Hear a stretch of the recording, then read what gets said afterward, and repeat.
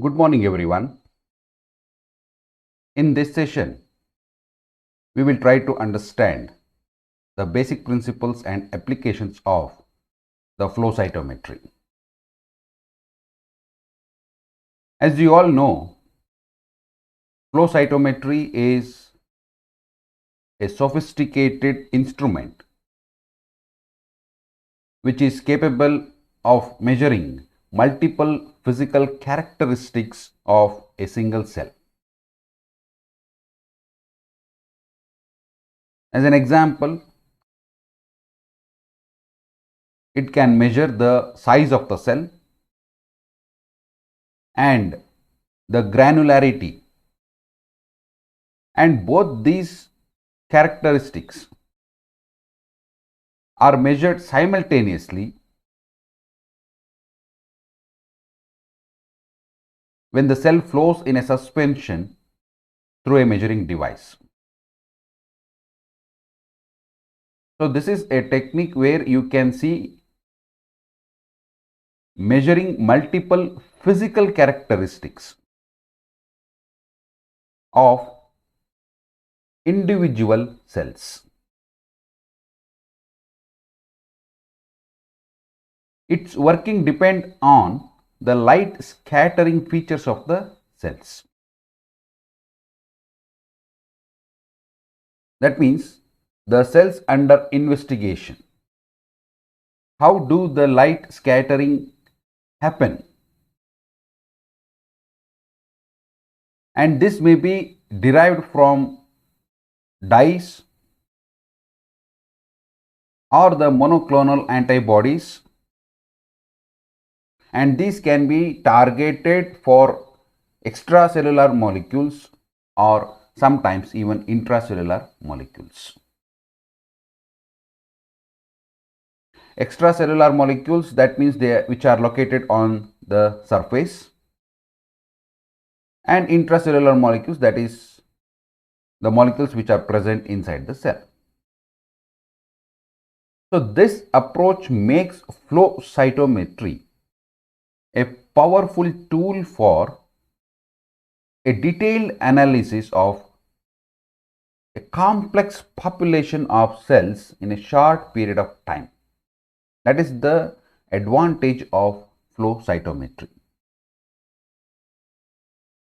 That means the time required to measure the multiple physical characteristics of a single cell is very less.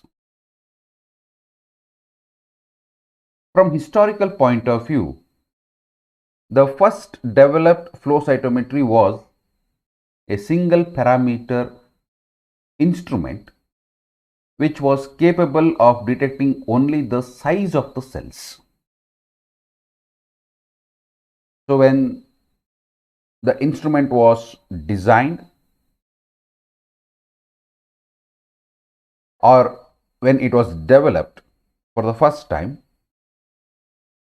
the device was capable of detecting only the size of the cell, a single parameter device.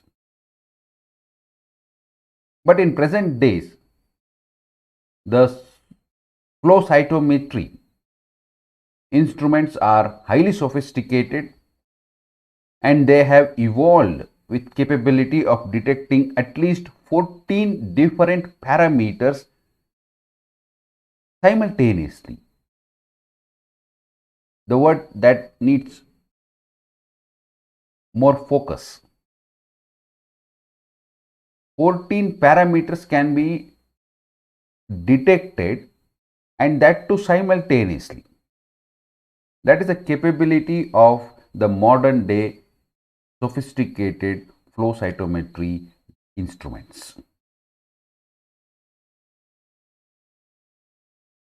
Flow cytometry has the ability to measure the optical and fluorescence characteristics of a single cell or any other particles, be it microorganisms, nuclei, and chromosome preparations in a fluid stream when they pass through a light source. So the size, granularity, and fluorescent features of the cells, be it derived from the antibodies or the dyes. So these are also examples of parameters used to analyze and differentiate the cells.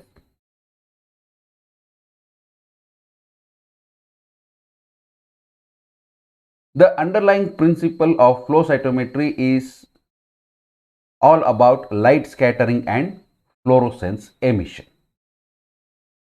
It's a very simple phenomenon. So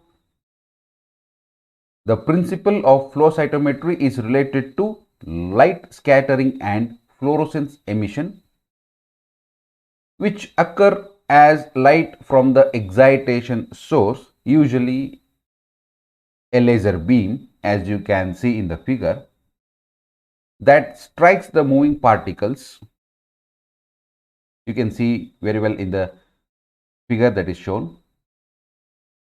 And the data obtained could give valuable information about biochemical, biophysical, and molecular aspects of particles. So essentially it is the light scattering and fluorescence emission. So this occur as light from the excitation source strikes the moving particles. The particles are moving in a fluid. That means they are moving along with the fluid. So as soon as the excitation source strikes the moving particles, you get the data, and this data obtained could give valuable information about number 1 biochemical, number 2 biophysical, number 3 molecular aspects of the particles. So the light scattering is directly related to structural and morphological properties of the cell. So whatever the scattering you observe is directly related or proportional to the structural and morphological properties of the cell, while fluorescence emission derived from a fluorescence probe, that is proportional to the amount of fluorescent probe bound to the cell or any of the cellular component. So there are two phenomena, light scattering and fluorescence emission. So light scattering is directly related to the structural and morphological properties of the cell, while fluorescence emission, that is derived from the fluorescence probe, is proportional to the amount of fluorescent probe that is bound to the cell or cellular component. There are two different types of flow cytometry. So they are named as number 1 non-sorting flow cytometry and number 2 sorting flow cytometry. The non-sorting flow cytometry can perform light scattering and fluorescence emission, while the sorting flow cytometry has the ability to sort the particles as well. So that is the difference between two types of flow cytometry. Number 1, non-sorting flow cytometry. Number 2, sorting flow cytometry. Non-sorting flow cytometry perform light scattering and fluorescence emission. Sorting flow cytometry has the ability to sort the particles along with scattering and fluorescence emission. So you might have heard about FACS, FACS, that is fluorescent activated cell sorters. So these are flow cytometers that have the capacity to sort fluorescent labeled cells from a mixed cell population. So they come under sorting type of flow cytometry. They are capable enough to sort the fluorescent labeled cells from a mixed population. mixed cell population. Right. The main components of flow cytometers and cell sorters are fluidics. Number 2, the optics, that is excitation and collection.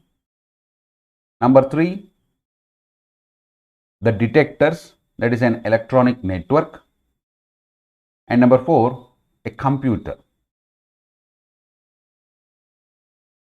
The fluidics is responsible for directing liquid containing the particles to the focused light source.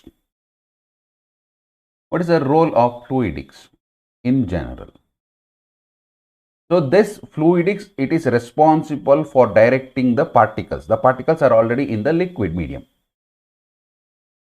Where do they direct?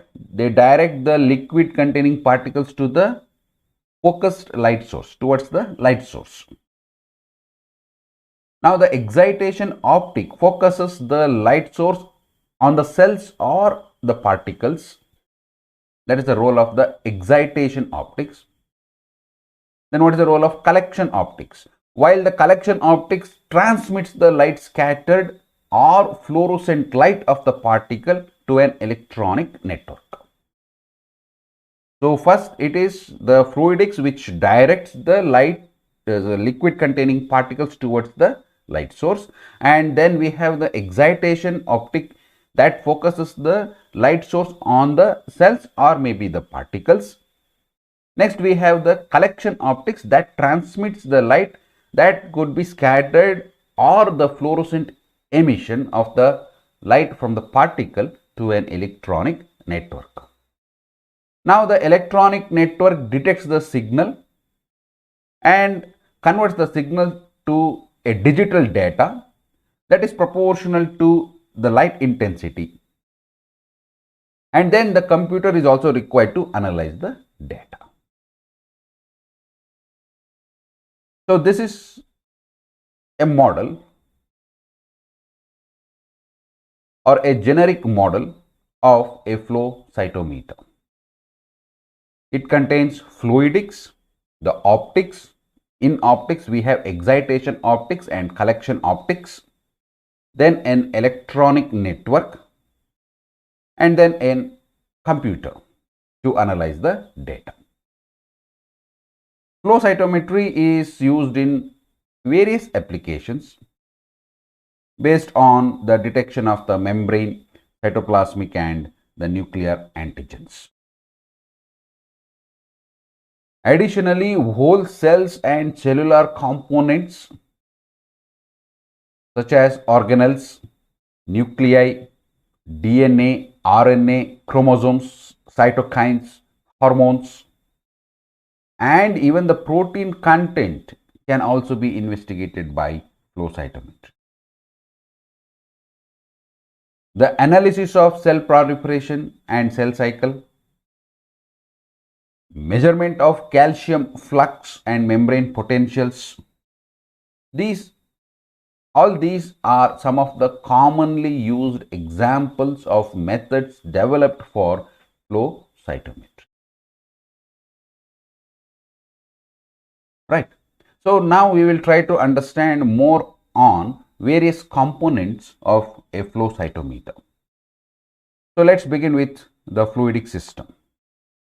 We know that the fluidic system is responsible for directing liquid containing particles to the focused light source. So the fluidic system transports the cells from a solution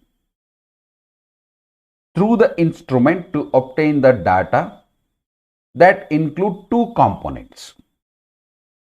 Number 1, sheath fluid, and number 2, pressurized lines. Now the sheath fluid is a diluent. Commonly it is the PBS, that is phosphate buffered saline, which is injected into the flow chamber located at the heart of the instrument by pressurized lines.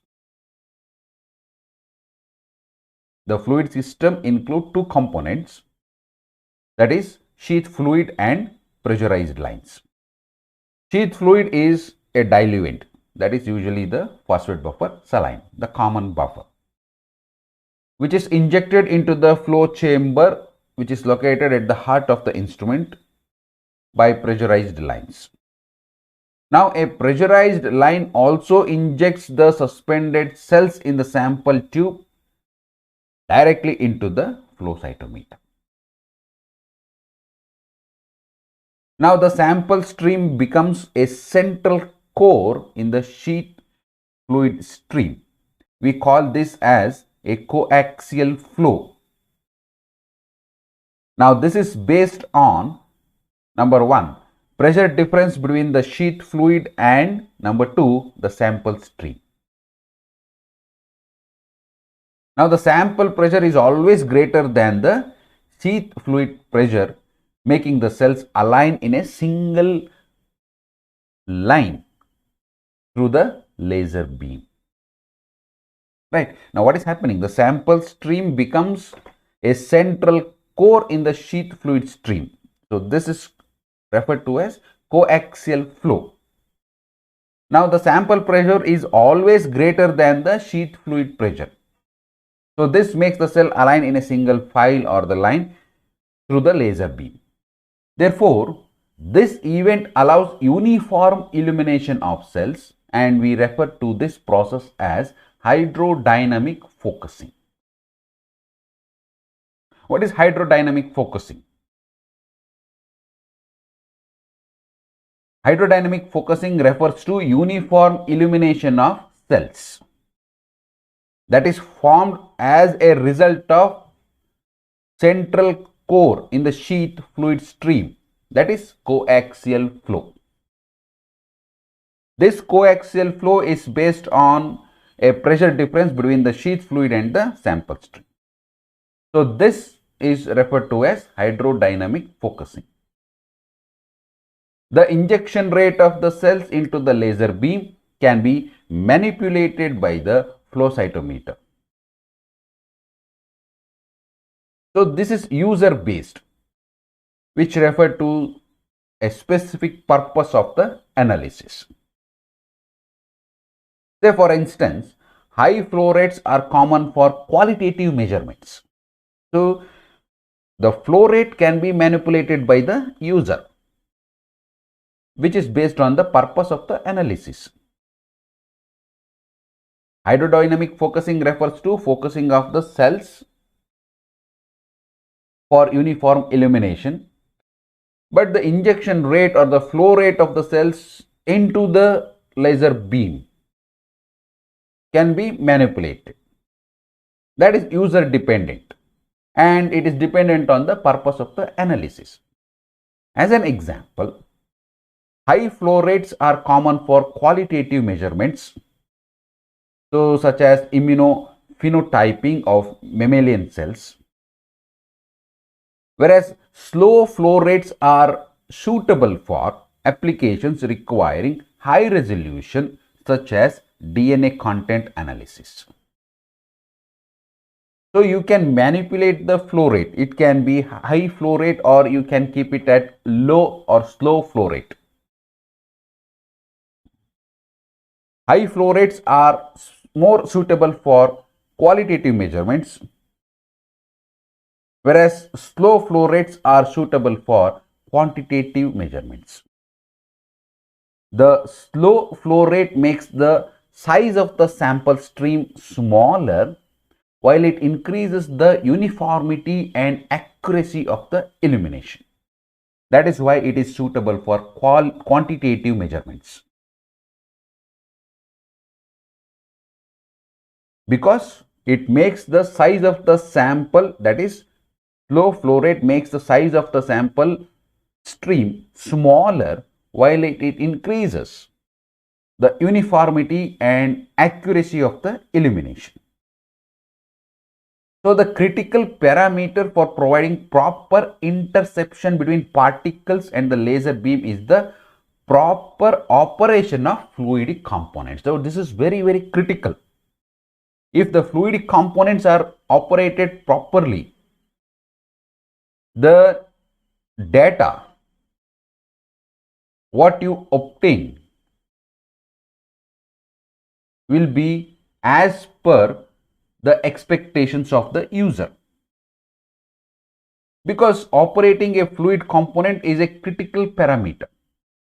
Therefore, the operator must always ensure that the fluidic system is free of, say for example, air bubbles or maybe sometimes the debris, and it is operated in a properly pressurized line at all times. That means there should not be drop of the pressure. Right. Next, it is about the optical system. A flow cytometer has an optical bench that holds the excitation, which include the laser and lenses, and collection optics in fixed positions. So, the lenses are used to shape and focus the laser beam. So, in optical system, we have the use of lenses, and these lenses are there to shape and focus the laser beam.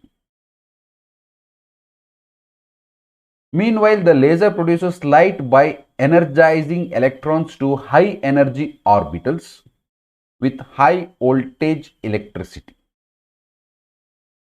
And the photons of light are produced when these energized electrons fall back into their lower energy orbitals.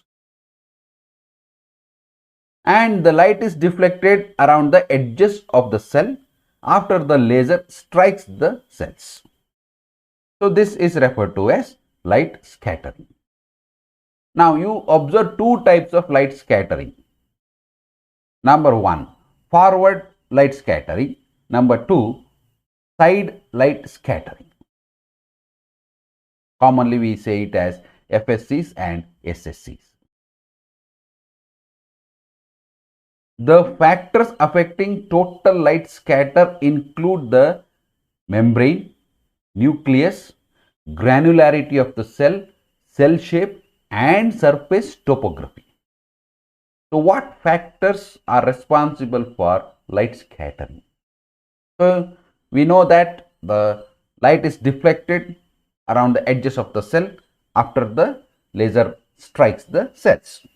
Now, how does this happen? What factors are contributing for this light scattering process? The factors that is affecting the total light scattering include the membrane, that is cell membrane, the nucleus, the granularity of the cell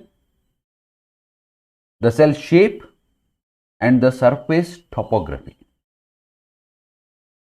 So, generally the size of a cell or particle and its internal complexity specify the type of scatter. So, we have seen that there are two types of scattering: forward scattering and side scattering.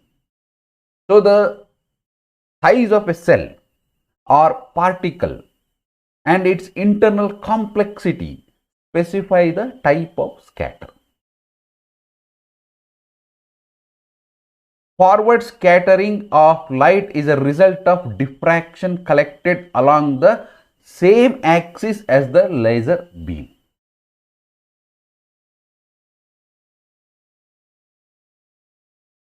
Right.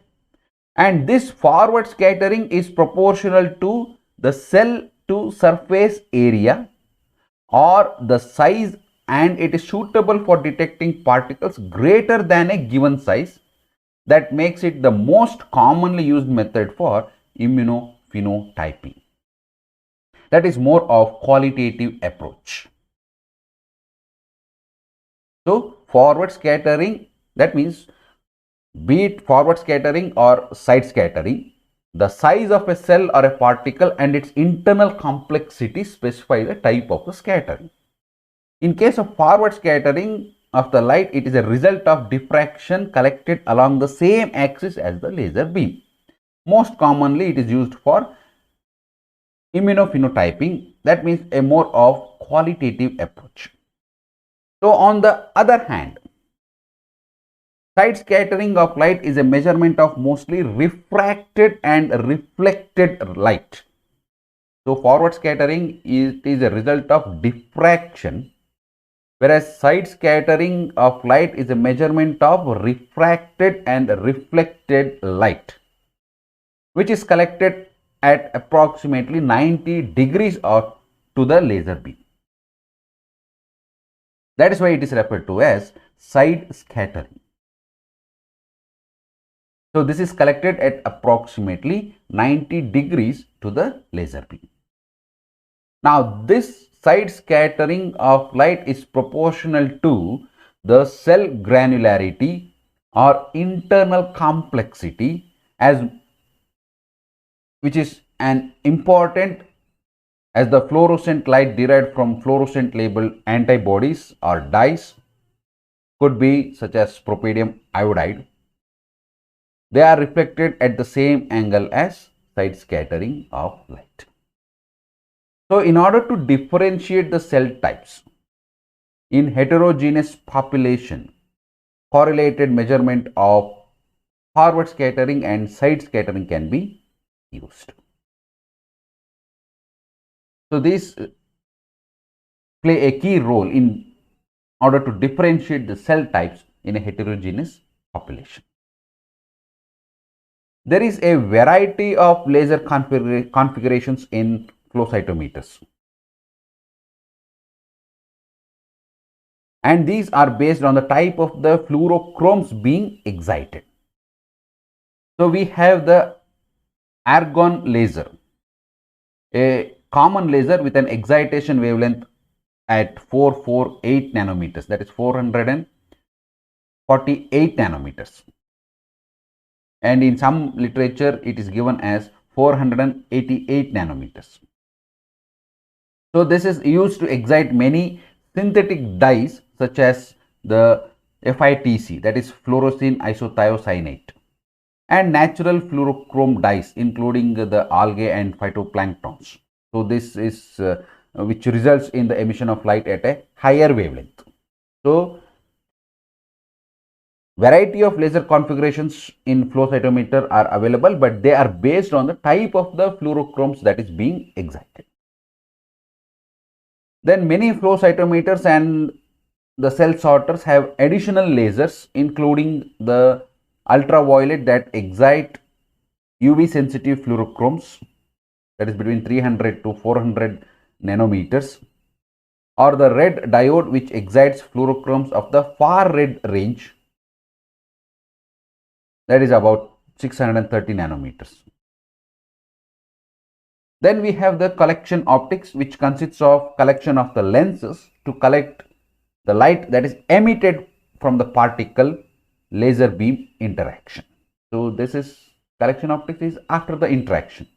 So whatever the light that is emitted from the particle or the cell laser beam interaction, and a system of optical mirrors and filters to separate and then direct specified wavelength of the collected light to the appropriate optical detectors. So this is all about the collection optics, right? The specificity of a detector for a particular fluorescent dye is determined by placing a suitable filter. So this filter can be a long pass filter, short pass filter, or a band pass filter. Though that means the specificity of a detector for a particular fluorescent dye is dependent, or it can be determined by placing a suitable filter. The band pass filters allow only a narrow range of wavelengths, that is which is close to the emission peak of the fluorescent dye to reach the detector. Short pass filters transmit wavelength of light equal to or shorter than a specified wavelength, whereas long pass filters transmit wavelength of light equal to or longer than a specified wavelength. See, you can see the difference between band pass filters and short pass filters and long pass filters. So these filters, they play a very important role. That means the specificity of a detector for a particular fluorescent dye is determined by placing a suitable filter. Band pass, short pass and long pass. Band pass filters allow only a narrow range of wavelength. Short pass filters transmit wavelengths of light equal to or shorter than a specified wavelength. Long pass filters transmit wavelengths of light equal to or longer than a specified wavelength. Fine. So I'll stop my discussion over here. We can continue our discussion in the next session. Thank you very much.